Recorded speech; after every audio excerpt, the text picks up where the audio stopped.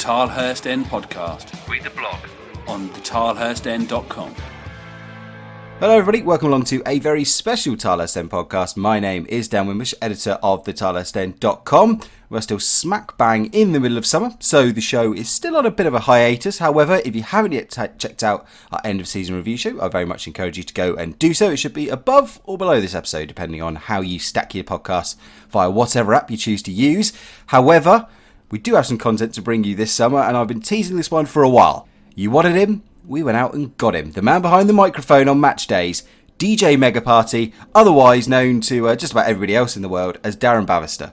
Now, he talks us through how he got the job in the first place, how he got into announcing, the reaction he received when he first took the job, and how he had to change his style a bit after some of the feedback of which, of course, unfortunately went over the mark. And Daren talks a little bit about that and the effect that had on him personally and on his family. So I encourage you to check that out and listen.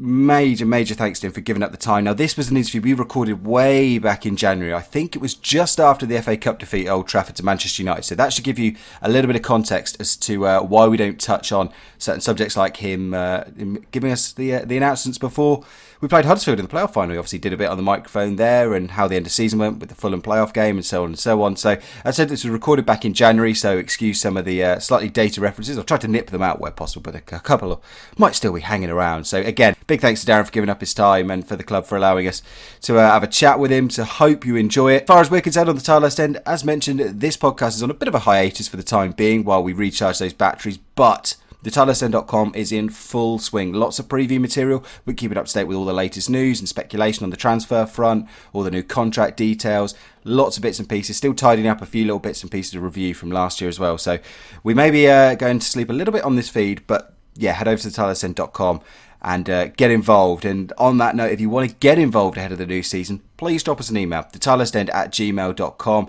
We're always on the lookout for new writers. I will be putting up a post in the next couple of weeks detailing some of the more regular vacancies we have. But even if it's just a one-off article idea that you've got, drop us an email or send us a tweet to @thetilehurstend. This is a website by the fans, for the fans, and it will always continue to be so. So please, again, get those thoughts in. And likewise, if you're one of the elite circle that are donating to us via patreon.com, again, I've got so much time for you. Mega thanks to you all. Head over to patreon.com/thetilehurstend. That's patreon.com/thetilehurstend, and just donate whatever you can. It is our digital tip jar. It is the sort of thing where you go, do you know what? I've got loads of other stuff today. I really, can't be doing with writing an article today. And then you see that people so appreciate the content and so appreciate the work that you go, you know what? I'm going to get on the keyboard. I'm going to get behind the mic and get something out there. So yeah, thank you very much indeed to all of those who lend their financial support and again the moral support and everything you do as a wider listenership and readership is very much appreciated. You keep us going. And anyway, with that sentimentality out of the way, let's get into the interview. This is DJ MegaParty. It is Daren Bavister. After the show as well, I will just give a few brief thoughts on some of the news issues that we've had around the club over the past few weeks. But in the meantime, here's that interview. The Tilehurst End Podcast. by Reading fans for Reading fans. I'm coming to you live from inside the depths of the Madejski Stadium. We are in the very nice looking Players Lounge for, again, as mentioned, a special interview. Now, a few months ago, we spoke to Adam Benson and Mark Bradley, and during that interview, we mentioned a man who's been a topic of a fair amount of conversation on the internet and social media, the Reading PA announcer, otherwise known to many as DJ MegaParty. We mentioned, and I spoke to Adam afterwards, and I said, well, is there any chance that he fancies coming onto the show? And Adam has made that happen. So I'm delighted to be joined now by the man, the myth, the legend himself, that is DJ MegaParty. Now, before we get any further, I want to get the elephant out of the room. What is your actual name? Well, first off, a very warm welcome and thank you for the invite, Dan, and of course a very warm welcome to our listeners. Well, my name is Daren Bavister. I am from Bracknell originally, born and bred, born in Reading.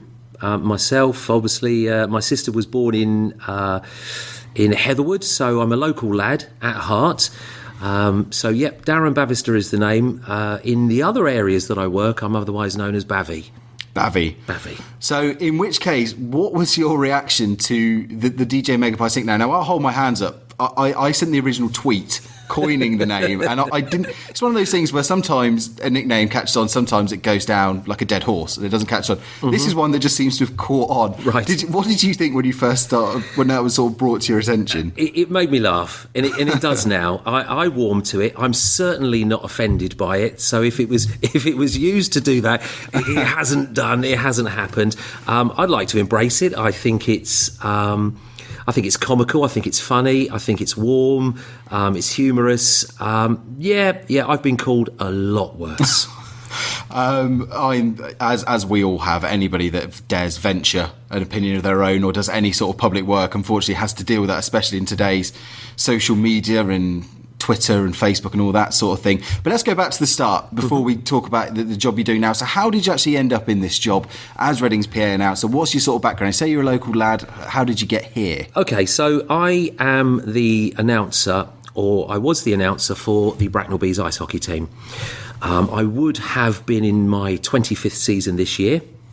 Sadly, we parted company last season. So 24 years in the hot seat as an announcer of ice hockey, just up the road at the John Nike Leisure Sport Complex.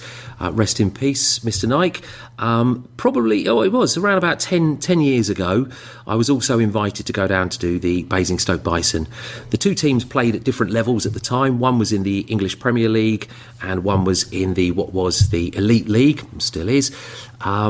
That's the background for myself. How did I get invited and introduced to Reading? Well, Adam introduced me. He gave me a call. Our paths have crossed 7-8 years ago when I was invited to be the pitch side / match day announcer for Masters Football. If anybody has never seen Masters Football, this is the one that was broadcast on Sky with the retired players. Loved it. Absolutely. Loved it. Fantastic event. And the thing that people remember the most is the blue carpet.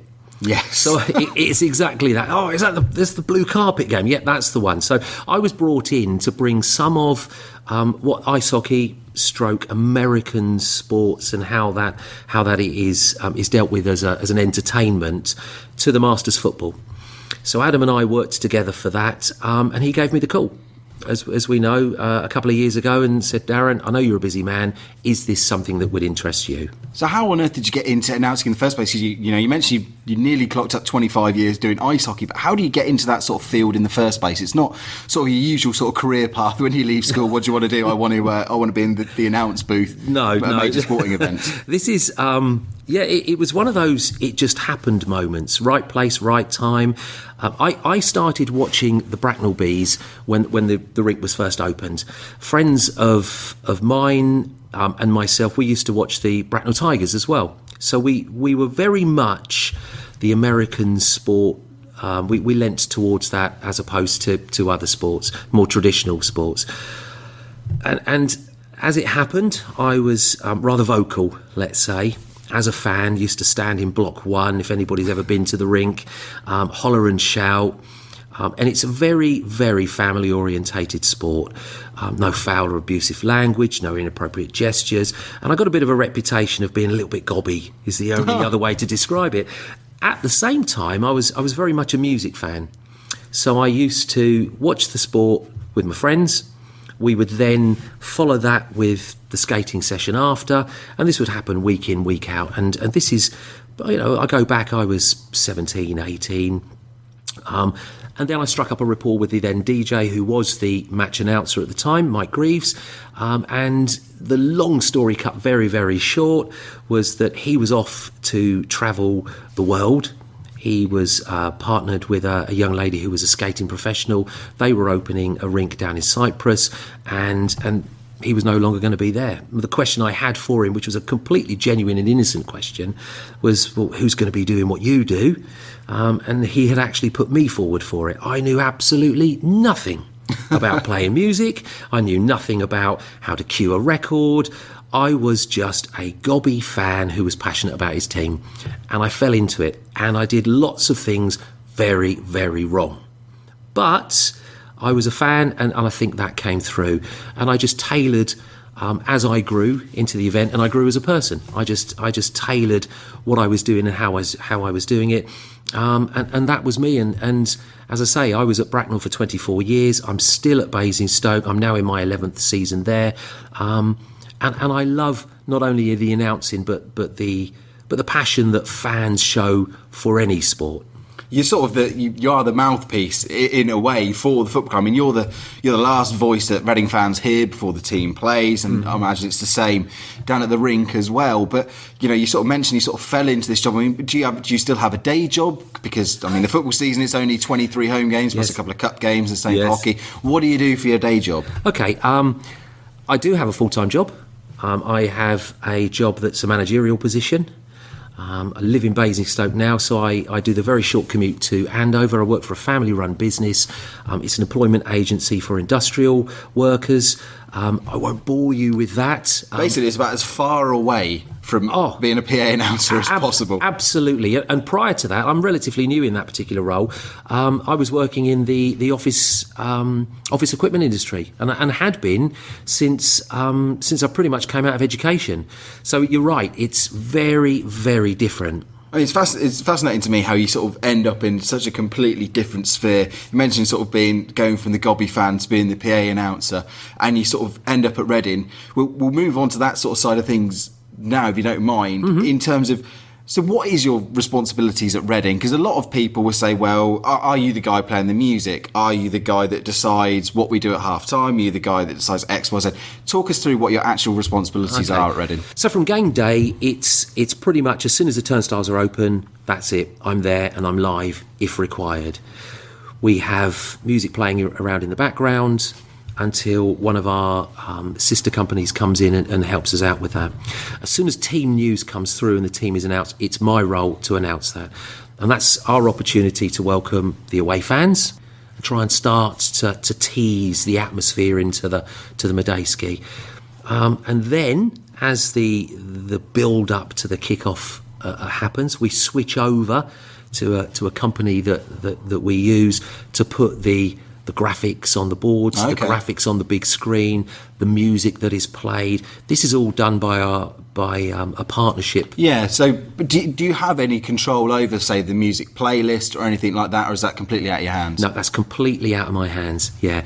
Would I like to have a little bit of more of an inset in saying that? Yeah, probably would. I've got my own opinion of what I would like to do on game day. It's certainly not far from what Adam Benson would like to do, but we think it's probably too early days to start implementing that. So regarding music and anything else, I'm really just the messenger. Yeah, I mean, how do you have to prepare sort of a lot of scripts beforehand? How far in advance, how does your day start? I mean, are you prepping from the end of the last week, or is it a case of you get the information on game day, you get a couple of hours to figure out what you're going to say and then go for it? No, it's not quite as dramatic as that. I get the information probably a couple of hours before I start to make the journey to the stadium. Sometimes it can be the day prior. Within my script, I receive what the activity will be at half time.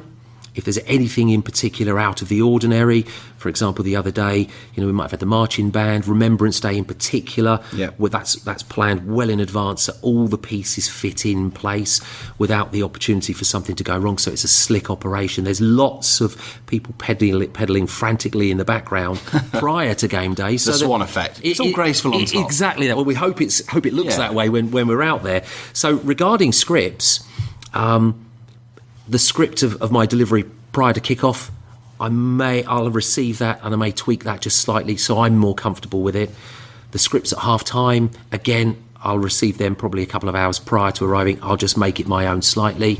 And everything else really is sort of club decided. You mentioned you came from ice hockey background, and I think from my own personal point of view, that to me helps sort of explains your style, especially in the early days. Yep. Listening to your first few games, it was quite a gear shift from what we'd had before, put it that way. Yep. And a lot of people were just like, what is going on? And I know it came at a time of massive upheaval at the club in general. We touched on things with Adam and Mark in the previous interview that we did a few months ago. But How did you handle it coming in? Did you come to a few Reading games before, or was literally your first experience at the Madejski your first game as a PA man? No, I've been to a couple of games. We've brought the club over on a couple of occasions. Okay. So we think that, I mean, as a club, everybody knows it is a family-based club. Yeah. And with any sport, you need to entice new fans in, because you have that natural attrition anyway. People move out of the area, people fall out of love of it. Oh, absolutely. And you have to bring new blood into it. So I had been to 2 games prior with the club.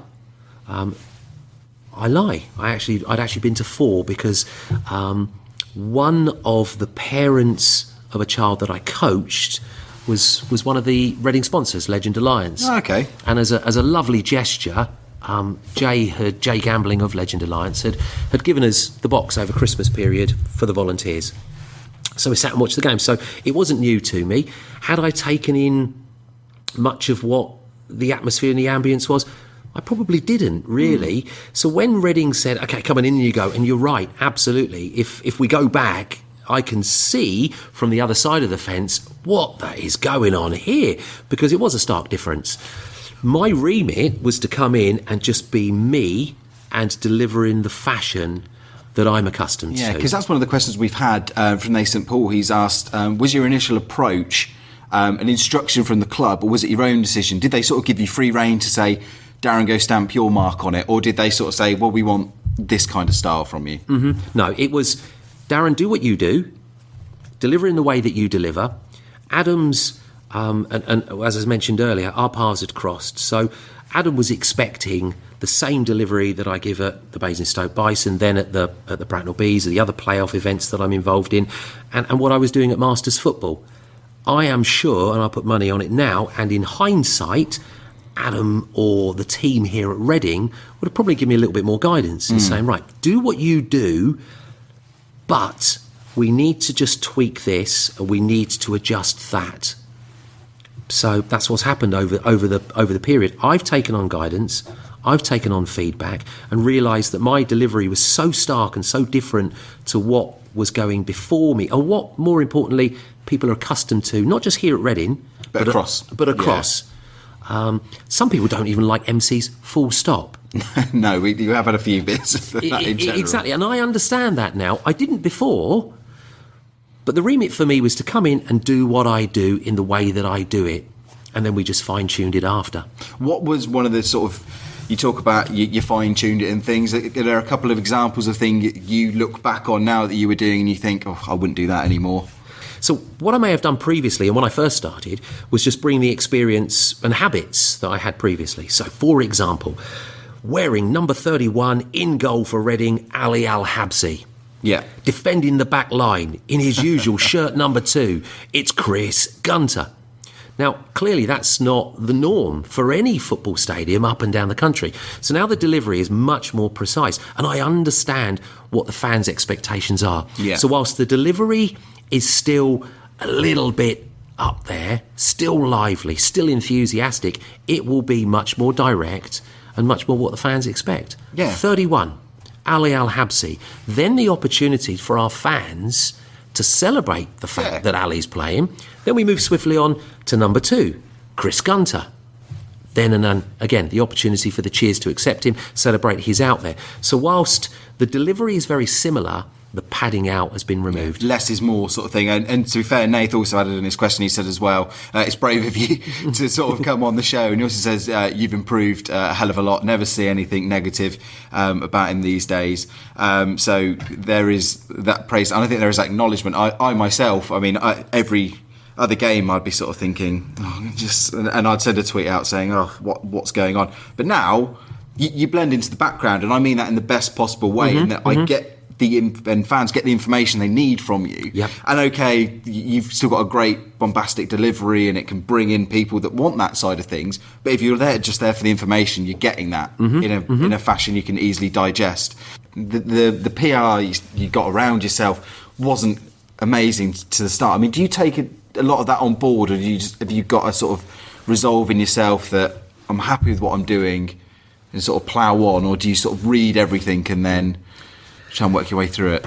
Right, now, this is quite an emotive question, because I'm I'm fairly busy on social media. And whilst I'm closer to 50 than I am 40, I've grown up in a world where it's come in and I haven't resisted it. So, and I've got boy, my eldest, like I say, is 15. I have to understand it and know it, just for his safety and my peace of mind and my wife's peace of mind as a parent. Now, I was really quite taken aback at some of the things that were said about me. It upset me. Did it bother me? Yes, it did, most definitely. But I've been ostracised a little bit through what I do, and again, it's talking about ice hockey, which is not really what people are listening in for. But I did things very differently when I started as an announcer as ice hockey, and it was very different from the traditional way of doing things. And I got written about because it was paper media then, and not in a favourable way. But here we are now, 25 years later, and everything is so much more immediate. So I went on to the social media platforms just for general feedback, naively, because I didn't understand how passionate certain fans and certain groups were, and it hurt. It did hurt. So you say you're right, you're a front of house, you're a PA announcer, you're out there, so you've got to be able to roll with the punches. I didn't realise those punches would be so low. I'm big enough and ugly enough to go, okay, that's fine. So when it's settled for a bit, and I took some guidance from the club, there are social media policies within the club which are above board and correct to protect the club as a business, the club's reputation. So I couldn't respond. I wanted to. If I had responded, it would have been wholly inappropriate, because I would have matched an inappropriate gesture with another. It took a little while for it to settle down. It was when people were actually contacting me directly and sending me PMs and DMs through the other media platforms that I use for me personally and for the youth football club, because it's very important for youth football clubs because it's immediate. We use it to support our sponsors. We use it to put news out there. When people are actually contacting me and saying things that are wholly inappropriate, if they were to say them to me face to face in a public space, they would probably be arrested for them. To actually have to take that, to lock down my social media profiles, which I enjoy using, shocked me. But the club supported me, and so a couple of conversations with the guys here, actually I broadened my shoulders and I went, let's not go searching for this. Let's just ignore this. We can block this. We can move this away. And as I've been around this particular role for such a long time now, and I'm an adult, and I think that's very important. I'm an adult, and I have to teach my values to my children and the children that I coach and I support, because their parents trust me and my other volunteers in that role. Is I have to say, you have to rise above this. And a phrase somebody told me was, an empty vessel makes the most noise. So whilst you may have 12, 20, 100 people who have come at you at this direction with this plan of attack, that means there are thousands of other people who actually couldn't care less, or who are actually really enjoying what you're doing. So I realise as well that they're not actually attacking me as an individual, as a person, as Daren. They're attacking me as the delivery. Yeah. That's all they're doing. They're attacking how I deliver the message. So it is shooting the messenger, but the message is just being delivered in a certain fashion. Now, it is, and it's a real cliche. You can't please people all the time. But the fact that people noticed that I was here, that it was different, that it wasn't what had gone before, was what the club wanted. And it's exactly now the fine-tuning, and hopefully this podcast will make people realise that I'm not just the guy that turns up, does his bit, thank you very much, goodbye. I'm a guy that is passionate about the club, that stands in the tunnel, whose heart beats just that little bit faster when the guys come out, who beams from ear to ear when he sees Danny Williams pat a mascot on the head, or where a referee throws a ball at a mascot who headers it back to him, who Ali Al-Habsi is stood there, who smiles as a parent, because that's a wonderful moment. I'm not just that voice, and those attacks were uncalled for. But I've risen above that now. The very fact, I think, that we're sitting here now and you're talking about it is a massive credit to yourself, because I can imagine there are a lot of people, especially because you mentioned, this isn't a full-time job. It's not like if you walked away, you'd be giving up 50, 60 grand a year, let's call it. It's a part-time job. It's a bit of a hobby. Mm-hmm. And a lot of people, I think, would have just gone, do you know what? Stuff them, I'm off. That if they want someone different, they can have someone different. In fact, you've stuck it out and not just sort of entrenched yourself here, but as mentioned, you've gone and got recognition from outside sources. I think there's a massive credit. And as someone that was slightly critical, I like to think that we here at the Tilehurst End didn't go to any of those low such depths. Mm-hmm. But I think there's a difference between the constructive criticism you get and being able to deal with that and move on, and then some of the outright abuse. And I think it's again, speaking personally, I think it's sad that some people go the direct abuse route on social media, wherever it is. I think it's quite cowardly, the fact that some people resort to a direct message or something. You never say it to someone on the street. No. But I'd say it's massive credit to you. You've come through it, and the very fact that, apart from having to deal with this interview, I mean this with the greatest respect, I've not thought about you for the last 6 to 12 months. Fantastic. Because you've just faded completely, for me, as one of those traditional football fans, into the background. Right. Which is perfect for, I think, what a lot of people want from the PA announcer. But at the same time, you're doing enough so that so those new people that come to the game, families and stuff, and your recognition. So I just wanted to say, well done. Thank you. For what it's worth for me. But when you first turned up, I mean, you were replacing a long time PA man. You came in. How much of the football experience had you come from? You mentioned you did Masters football, but had you been to many sort of full-size... Are you a football fan? Football, I am a Liverpool fan at heart. Okay, let's get that out there. Come on. Let's be honest, I've got all my cards on the table here. Yeah. I grew up in an era, I'm 46 now, when Liverpool ruled Europe. And it came through... I inherited it because my granddad... again, he lived in Bracknell. I was the firstborn. I was the firstborn boy. He was Liverpool. He was a Scouser himself, and he was red as opposed to blue. Okay, you've got some connection there. We'll let you off. Exactly. Now, sadly, when he passed away, my love of the game also passed away.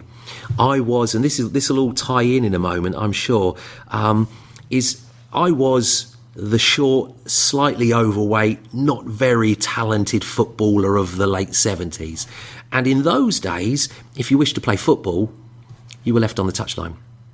I found myself in goal in a very similar position. Okay, so you can see where I'm coming from here. So I wasn't tall enough to be in goal, and the goalie they had was good. Oh. Okay, so that's where I stood. So I had no real affiliation to football per se. Especially as the fact that my dad was a Luton Town fan. So there's no other football involved in the family. However, when my firstborn arrived, and I met my wife, the family, you could see that at barbecues and family gatherings, the topic matter, first and foremost, when the guys are over there burning the meat, is football. And you've got two choices. You can either stand there and twiddle your thumbs, or you can actually try and make conversation. Now, my wife's family are absolutely fantastic, even though they are Chelsea fans. So we put this together, and then my firstborn wants to play a sport. Deep down inside, I wanted him to be an ice hockey player, because that's what I knew best. And I thought, fantastic. But he warms to football. Now, he's approaching 15, and he's actually a very good, talented footballer. He's as lean as a butcher's dog. He's very smart around the game. And at the time, he was playing in a club that was very, whether you want to call it traditional, whether you want to call it old-fashioned, it was one of those things, and I didn't agree as a parent on how he was coached. So I thought the only thing I can do is stand back and let him get on with it, or I can find another club for him. So I looked around at other clubs, couldn't find them. So I couldn't find a club that fitted in with my busy lifestyle. So the only way I thought I could change things was actually to go in to the club and change things. So I became a coach. I still am now. The coach then becomes a manager. And whilst my eldest is still playing football and he's doing it otherwise, it then comes to his brother. So his brother comes along 5 years later. And at the transition between the eldest and the youngest being born, I start to become a football fan. I start to find... Well, you're around the game. Exactly that. Now,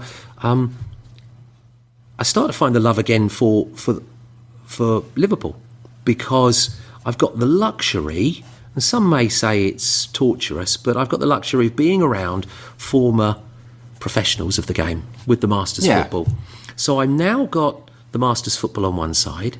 I'm in and around that game. I've got the legends. I've got the luxury to be sitting with them in a bar, having a drink, eating, and doing the other bits and pieces, the MegaParty bits, let's say. We had that in there. And my eldest is in the game. And it just... Just seeps into you. It just... Exactly. That's exactly the phrase. That's a perfect phrase. It's seeping into me. Now, my younger one comes along, and I think I don't really want him to be put into the same scenario that his eldest brother was. But I'm now a coach. So I look at all the other teams around. Can he be coached in an environment that I feel as a parent is healthy, that I feel as a coach is healthy, to get the best out of him, because he wants to play football. Yeah. Because he sees his older brother playing it. And he watches it on telly. And his relatives talk about it. It's a common ground. It is. It's our national sport. It's the common denominator. But I couldn't find that. I couldn't find that anywhere. So I thought, there's only one other thing to do. I'll just start another team. And that's what I did. So I'm now in this club. I've relinquished my responsibility of a coach for the older boy. I'm now starting up an intro to soccer school for children who are school year 1 and school year R. And we put a few flyers out, and next thing you know, we've got 10 children. And then 2 weeks later, we've got 15. And then we've got 27. And then we've got 32. And these are boys and girls. And what was first and foremost in my mind is I do not want these children to experience the coaching style that my eldest went through. And I most certainly do not want those children to experience what I experienced. I mean, what was the problem? I mean, we're digressing away from Reading, but no, it's a good topic, because from my own personal experience, I remember going through a coach system, and I joined a club, I think at about the age of 7 or 8, just when I got the football bug. And it was managed by a guy who had actually played a handful of games for Liverpool. And it was his son played in the team, and it was very much we got to win these games. Got to win these games. I turned up to training every week. I'm not going to sugarcoat this. I was pretty poor. I was a goalkeeper that was average at best. Yep. And there was a couple of goalkeepers ahead of me, but just never got a chance. And over the course of 3 or 4 years, I just turned up to training every week, never got a game. And then by the age of 12, 13, I was like, well, this is just for me. And you drift away from the game. Yep. Was that the sort of thing you found happening? Or was it more a case of the actual coaching technique style? It was the management style. It was bullying. It was verbal bullying of children. And I just did not agree with it. Now, what used to happen is exactly what you alluded to. If you weren't very good, you would just be left to the sidelines and drop off and go down the edges. Now, I was in that boat. I was completely in that boat. And the game was very different, because you rightly say, you start at 7, but the game was different. You would go pretty much straight into 11-a-side. Now things are very, very different. You've got your 5-a-side, then you go 7, then you go 9, then you go 11. And it's the FA have put a lot of work into it. Now, it goes against the tradition. Yeah. And I won't deny that some people who are traditionalists don't see that as the right way to go. But what I wanted my child and the other children that I was coaching is to not go through what I went through, where they were scared to be creative, where they were scared to make their own decisions, where they were nervous about upsetting the coach or upsetting the coach, upsetting their parents, letting themselves and their team down. So before you know it, we fast track, and exactly what you said. We're kind of digressing from the original question. We fast track, and here we are now. My youngest son is now in an under-10s. Of that original team, the original setup, all those under-6, so we're talking 5-6 years ago. There's now 3 teams in that age group, boys and girls. We've now got. I've got myself sitting, and this is not bragging by far. I'm now the chairman of that club, and the club we've taken with a group of the right people in the right place with the right attitude, all volunteers, who've taken that club from 3 age groups to another soccer school of under-6s and under-7s. We've got 3 under-7s teams. We've got 2 under-8s teams. We've got 2 under-9s teams. We've got 3 under-10s. We've got an under-14, 2 under-11s. My apologies to them. An under-14s team and an under-15s team, all being coached and mentored and finding the love of the game, no matter where they sit in ability. Playing. That's what football should be about. Football should be about the fun side of things. It's great if you go on and have a fantastic career or you win trophies, but you got to love it. Absolutely. So we now kind of go back to the original question, which is, am I a football fan? I wasn't. I most certainly am now. Yeah. Very, very much so. The style that Reading play, that Jaap's got them playing, I think is wonderful. The style that the Klopp's got Liverpool playing, I find exciting. I find the Premier League exciting. If you had said to me, Daren, in 5 years' time, on your commute to work, you'll be listening to Talk Sport. When you make your journey on a Saturday morning for me is, I'll get up and I'll coach. My youngest one also has found hockey, which is brilliant. It's another sport. It's a great sport. It's a team sport. I'll coach, I'll shower, I'll shave, I'll put my Reading kit on. If anybody had said, Daren, you'd be doing that on a Saturday morning and then listening to Radio Berkshire on the way in for the build-up the game, would never have believed them. Never. Of course, what you're also listening to is the Stam podcast, obviously. No, I've got that on a memory stick. Excellent, thank you. On stream. There you go. I'm slowly sliding the tenner across the table right now. Before we move on, I do want to talk just a little bit more. I mean, can people still get involved with the club? I mean, where's your club based? And are you still taking on kids in the area? Absolutely. We are a Basingstoke-based team with a Hatchwarren Phoenix. And we just invite everybody over. This is not to distract from any of the other clubs in Basingstoke, because we're lucky, we're in an abundance. But of course, if children want to come along, the doors are open. And if the doors aren't open, what we will always say to people is, this club is a really good club to go to. Excellent. This is a club that if my child wasn't playing here, I would take them there. Because it is football. Football is the common denominator here. The style of clubs vary, even at such a young age, just as we see in the Championship week in, week out. Absolutely, doors are always open, because we certainly don't want people wishing they were playing when all they're doing is sitting in front of a screen. No, good to get as many people. Have you got a website? We have. It is hatchwarrenphoenix.co.uk. Got a question. You mentioned sort of reading out the team news. Yep. Matt Castle wants to know, who's your favourite Reading player and why? Okay, I actually have 2. Okay. McShane and Gunter. Okay, the reason for those, Paul wears his heart on a sleeve. He would play with one leg removed if he had to. He's passionate. Let's hope he doesn't have to. Well, let's hope he doesn't have to. No, absolutely. But the prime example, he's gone down in the box, he's nursing an injury, but he wants to be out there. I am sure, without any shadow of a doubt, it is the old cliche, you cut him in half, blue and white would come out. He's a fantastic captain. He's a fantastic role model. He has a maturity about him. He has an air of gravitas about him, and an aura that is exactly what a club needs. I also take my hat off to Chris Gunter, because his athleticism up and down those wings, the creative play that he brings to the game, he's playing the modern game. He's playing as that wing back role, the first line of attack, and if it doesn't go right, you never see him give up. You never see him give up. And it goes back to the first couple of games that I saw when I was here as a guest in the VIP box and enjoying the hospitality of Legend, and then going and watching it with the kids. Is you noticed him, you saw him out there, and how he held himself when he was wearing his Welsh shirt as well over the Euros. Phenomenal, absolutely phenomenal. And there's probably a little bit of the fact that my boys both play a defensive role, so I suppose I watch that more than most. But those two for me, standout players. Absolutely. You also, as well as doing your job here at Reading, you kind of got the own version of the PA man's international call-up.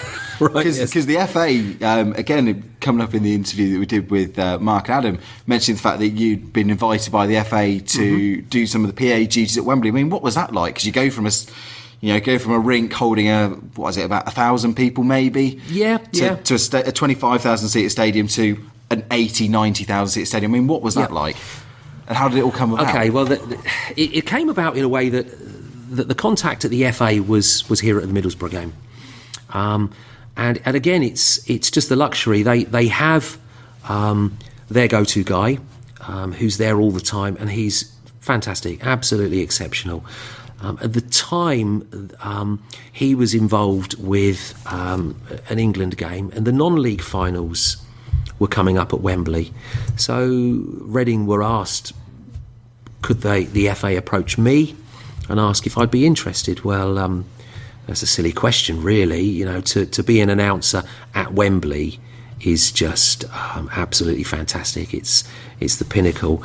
The difference really is it's kind of like the Madejski Stadium and Reading game day on steroids, because there's so much going on. To put on a show of that size in a stadium, irrelevant of whether it's full up or not, everything from the moving screens to the HD screens to the interviews in and out of the stadium to going live for the team news, and then you add in Ronaldo the Bull from Hereford, who's looking at you like he wants to eat you for lunch, and you're doing a piece to camera with your back to him.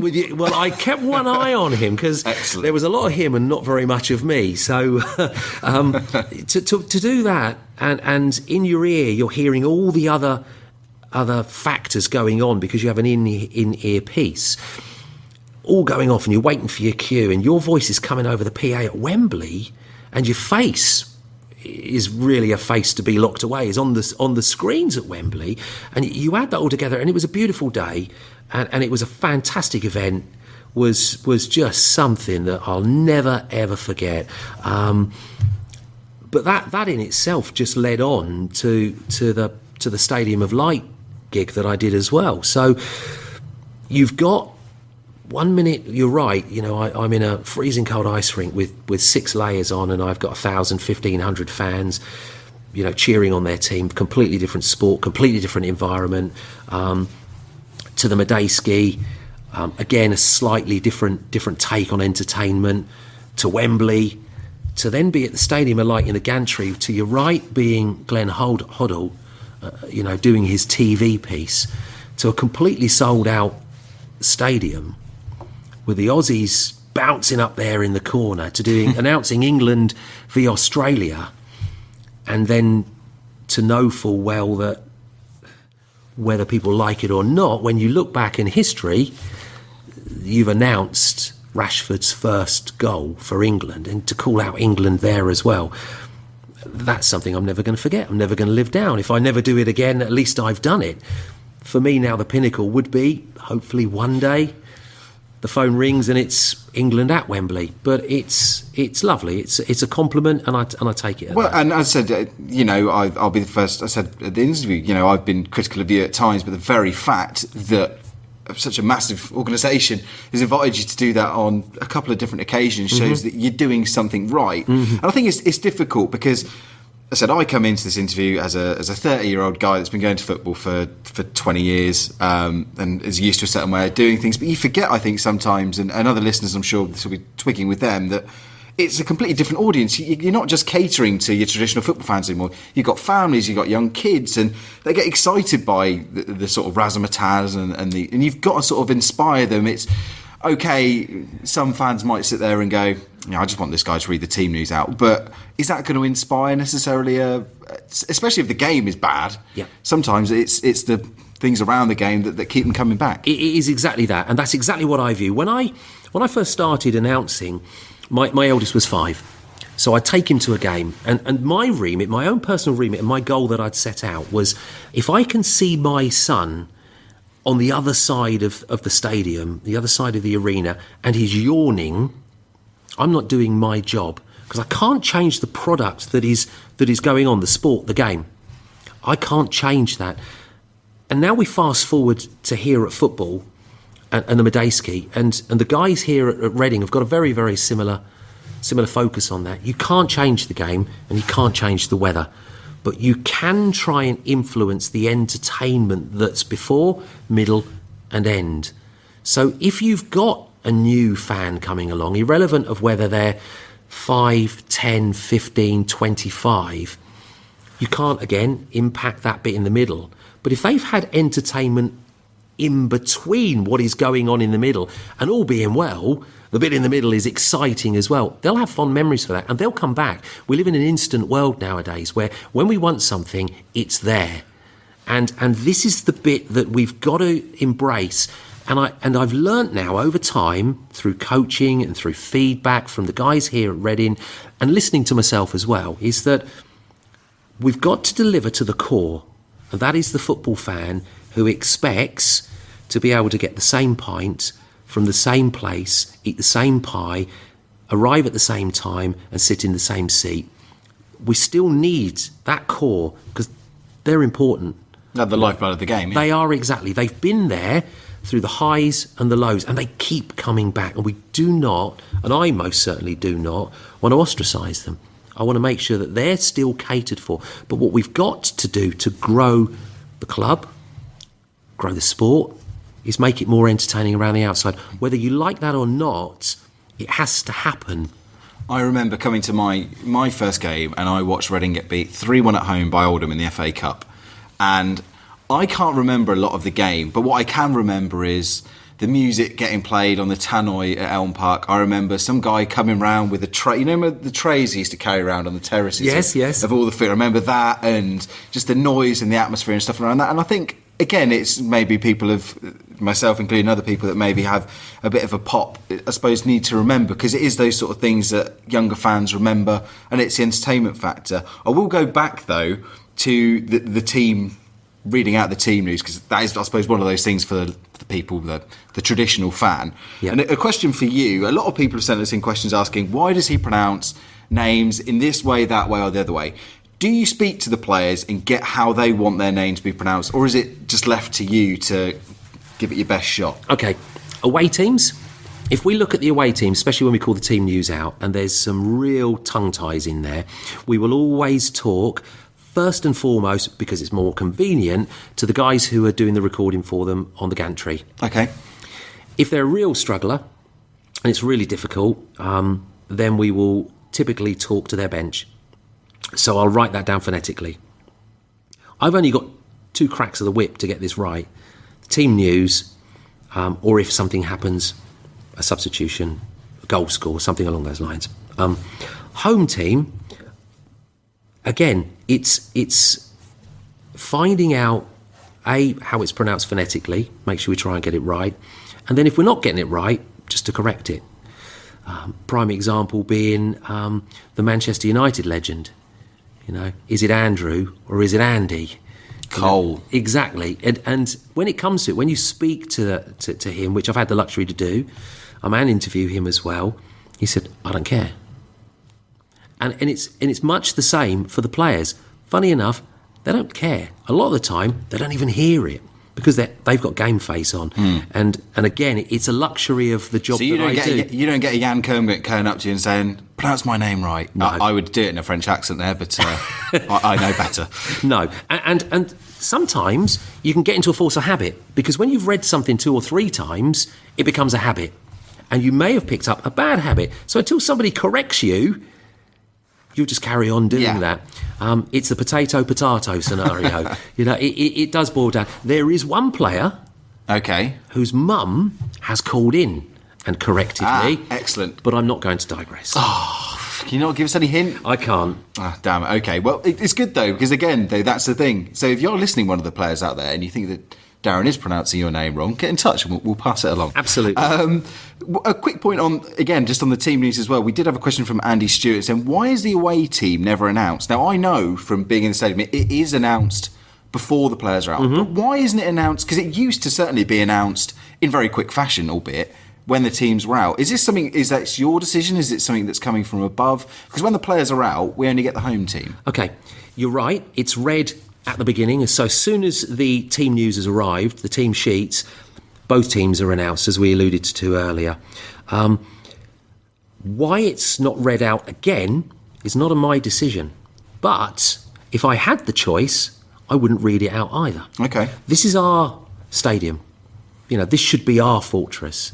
This is not the opposition's opportunity to cheer on their team. That's up to them.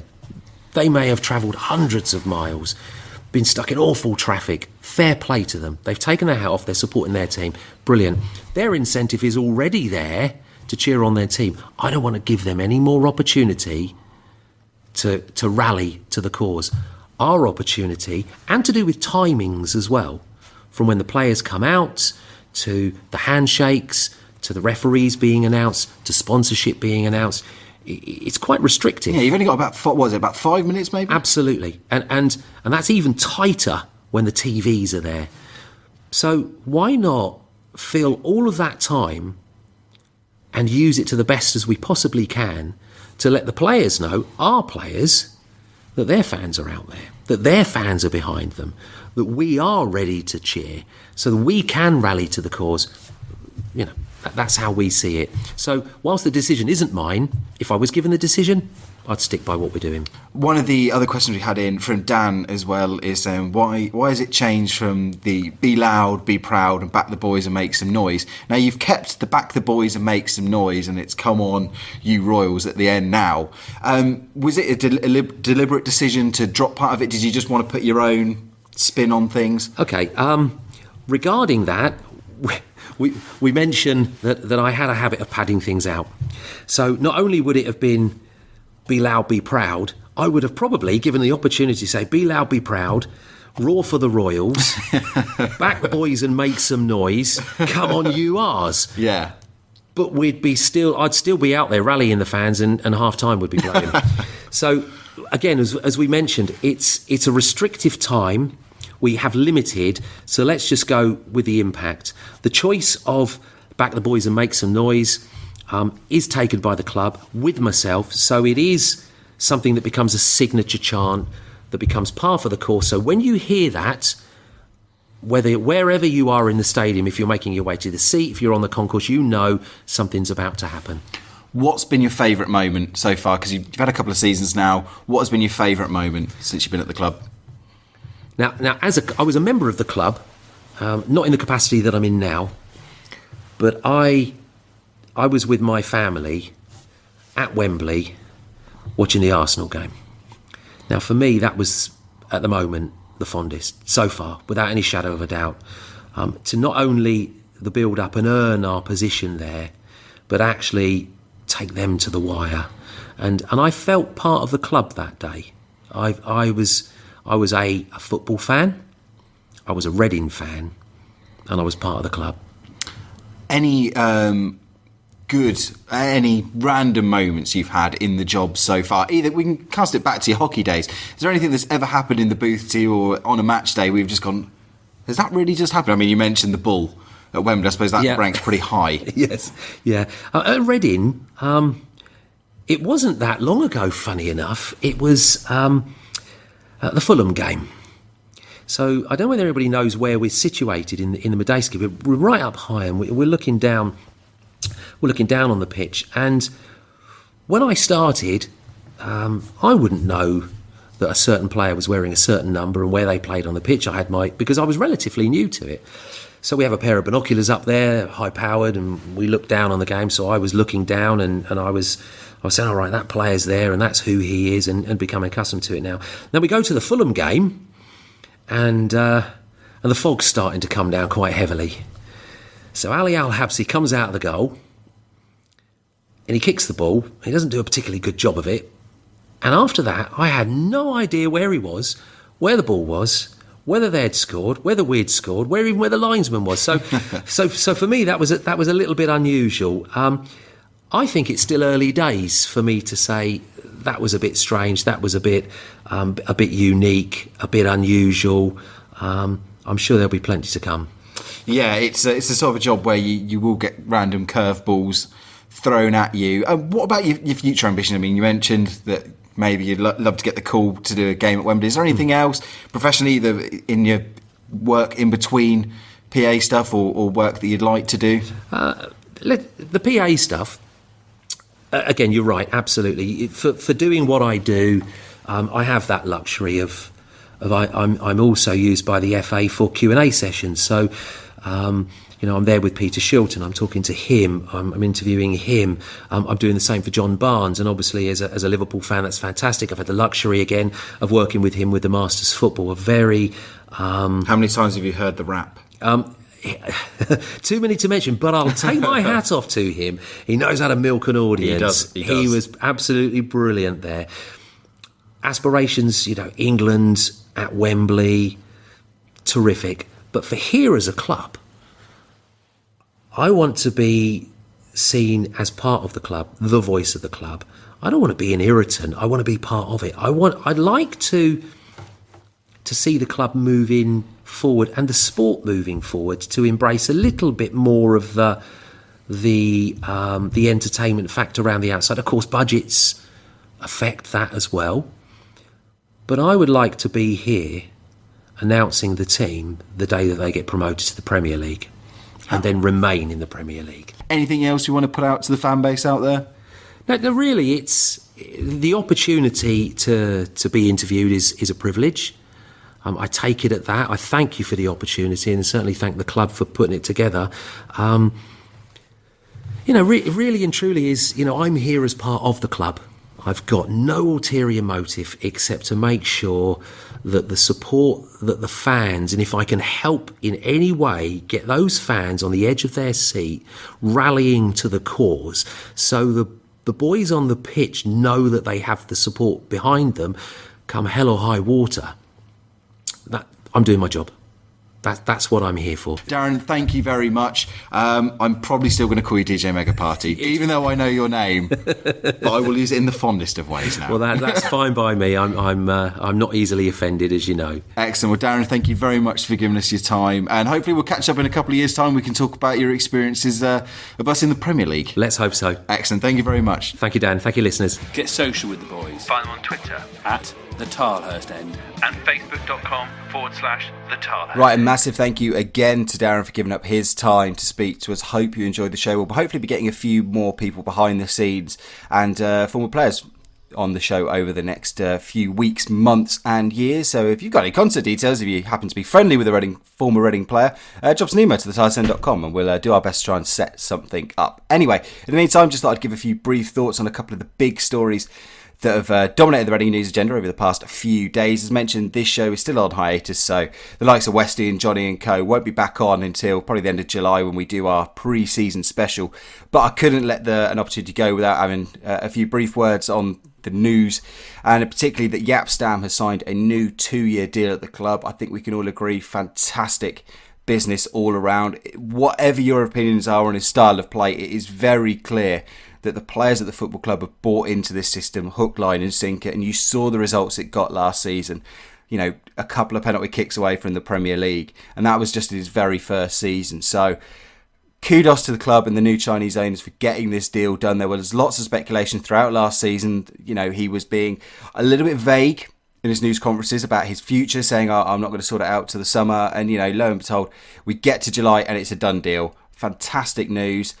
Hopefully this eases a lot of concerns. It will hopefully allow players to commit their futures to the clubs. And on that note, You've got Chris Gunter signing a new 3-year deal. Again, he's not everyone's best cup of tea. He's not everyone's cup of tea. Dave Harris, I'm looking at you. But generally, he's a very, very solid defender at this level. He is a player, as I wrote in the news article on thetylerstone.com, that you can just plug into the team and you've got no worries. You know what you're going to get from him. Okay, he's not a superstar right back that's going to create you 10, 15 goals a season and bag 5 himself. He's not that type of player, but what he does do, he works tirelessly up and down that flank. You know you're going to get at least 40 games out of him. No problems off the pitch. Good leader on the pitch as well. He seems to have that respect of his teammates as well. So kudos again to the club and the Chinese owners for getting that deal done. It ends speculation linking him with Middlesbrough. So good to get those two tied down. Unfortunately, we have lost a key member of last season. Danny Williams has moved on. He's moved to Huddersfield, signing a 2-year deal there. This was a deal that had been long mooted, and given his performance at Wembley against him, I can't blame David Wagner for going and signing him up. Now, again, I would have loved Danny to stay, but we talked about this a lot last season. He was one of the highest earners at the football club. He was on speculative, widely believed, we understand at least, to be between £30,000 and £40,000 a week, which is a lot of money for a club in the Championship, especially one that now no longer receives parachute payments. So for Reading to keep Danny, you would have had to at least match that, which is, a lot of money. And if you do look at his Reading career overall, it's not that impressive for the money we've been paying him. And I think if you calculate his wages and his original transfer fee and bonuses and things, I think he's ended up costing us about £10 million for those 4 seasons we've had him. And don't get me wrong, I think he's a good player, but has he been worth that much money? I'm not entirely positive, and I'm sure Stam would have liked to keep him. I'm sure, I would have liked to have kept him, but for that sort of money, maybe not. And in those sort of scenarios, he's only ever going to go to the Premier League. Even if Reading had offered him that money, he was probably going to move on anyway. So this was inevitable. I noticed Danny has released a statement to the fans saying that, Reading did everything they could to keep me. It's tough to leave. And, he's left on good terms. I'm sure he'll get a nice round of applause whenever he returns to Madejski. And I hope he does well with Huddersfield. Next season, I can't see anything but relegation for them next year, just looking at that squad. I'm sorry, but, again, if that's the calibre of player that they're having to sign in Danny Williams, I just don't see how they survive in the Premier League. But, best of luck to them. Everyone can surprise. I'm sure lots of people are saying the same things about us when we went up in 2006. So anything can happen, and I wish him the best of luck. And thank you for what you've done for the club. Another one that could be out the door is goalkeeper Ali Al-Habsi. Now, he's been linked with some clubs in Saudi Arabia and across the Middle East. The reasons behind this, it seems to be more of a family-oriented decision for Ali. He's got his family still based in Oman. Now, it's just a case of, does he want to stay away from them for another year and continue to play a higher standard of football, with all due respect to those leagues? Or does he want to move now and sort of get back down to family life? It looks like he's being offered, if the press reports are to be believed, he's being offered a very generous financial deal as well. So that's obviously going to help, although I'm sure money isn't the primary concern with Ali. He really doesn't seem that type of player.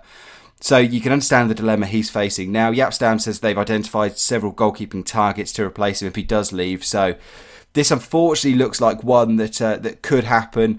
And again, he's a player who's been voted the club's player of the season 2 years in a row. He's made the top 3 of the TTE player of the year in both those seasons as well. So, we're looking at a player who is well loved, very well loved behind the scenes. He's a great bloke to have around the place, and he's done some fantastic work in goal as well. He's made some big saves over the past couple of seasons, admittedly with a few odd little clangers in there, but they've been far outweighed over the past, especially 18 months, by the fantastic work he's done. So it will be a blow to lose Ali. I think, again, simply from the off-field perspective, I think it'd be a blow to lose in the dressing room. But in terms of pure goalkeeping talent, I'm not overly concerned. I do think that there are a lot of very good goalkeepers out there that Reading can get that will give you a similar sort of output to Ali. Maybe not quite there, but I think certainly in that rough ballpark. I know there's been rumours and talks of the likes of Carl Darlow, who's done very well when he has played for teams like Forest, and I think he's played briefly for Newcastle as well, his parent club. So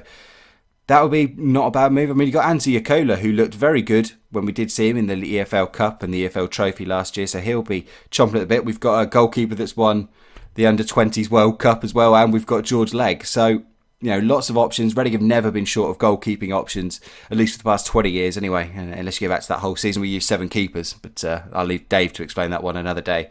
So, I hope Ali stays. I hope he does stick around. It gives us another season and we can make that transition a bit smoother. But if he does go again, it will be with a very warmest wishes and thanks from everyone here. I'm sure every Reading fan will agree. So again, I hope you stay, Ali. But if you do move on, it's a totally understandable decision. Anyway, that just about wraps up. I just wanted to touch on a few of the big news issues. I mean, there's lots more to get into. We've signed a new player, Mr. Pele. So we'll get on to him. Pele Clement, we'll get on to... Was it Clement Pele? I can't remember off the top of my head. Anyway, it shows how much I've paid attention to our new man. But we've signed a player.